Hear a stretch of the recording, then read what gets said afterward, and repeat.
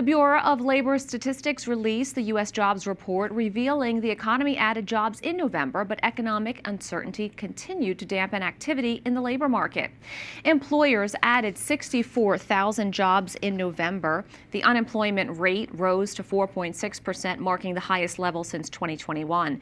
Employment in October declined by 105,000 jobs, with the private sector adding 52,000 jobs and the government shedding 157,000 jobs for the month. The sharp October drop was largely driven by the departure of federal workers who resigned under pressure from the Trump administration's payroll cutbacks. Joining us now is Dr. Michael Busler, a public policy analyst and a professor of finance at Stockton University. Thanks so much for joining the show. Thanks for having me, Veronica. It's always my pleasure to be here. So the economy added 64,000 jobs in November, beating expectations, but unemployment rose to 4.6%. How should viewers reconcile job growth with a rising unemployment rate? So what's happening is the private sector is adding jobs. Most of the jobs added last month were in the healthcare and construction industries, but the private sector is adding jobs. What's taken the job numbers down is, recall when President Trump brought Elon Musk in and Doge to take a look at how to reduce government spending. Musk concluded that there are 2.4 million civilians working for the federal government, and the federal government could probably operate efficiently with about half that number.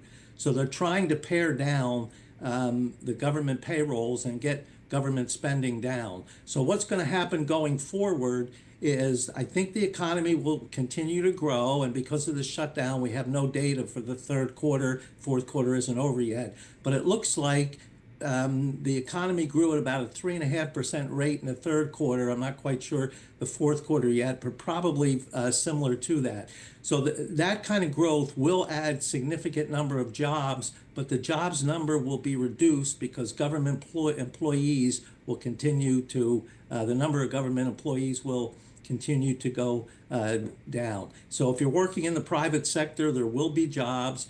Government employees, which typically are fairly well educated and can easily get a job in the private sector, but the number of government jobs will continue to go down.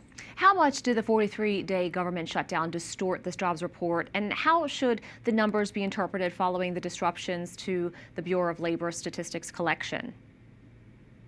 So it's a little hard to say because we don't have any new data. They were shut down for those 6-7 weeks from beginning of October till the middle of November. Government workers, we said, were laid off. Some of them came back, a lot of them didn't.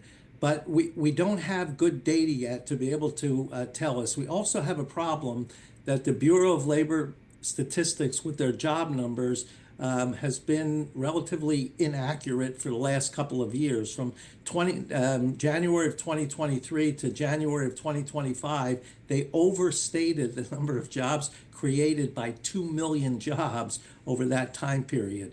So we hoped, and the president brought in some new leadership to try to get more accurate numbers from the Bureau of Labor Statistics. Once we get the GDP growth numbers, and I think the third quarter number is coming out next week, the fourth quarter number will come out at the end of January, we can get a little better feel for how the economy is behaving. But the increase in the unemployment rate probably indicates that the Federal Reserve should have started cutting interest rates back in the spring instead of waiting until the fall.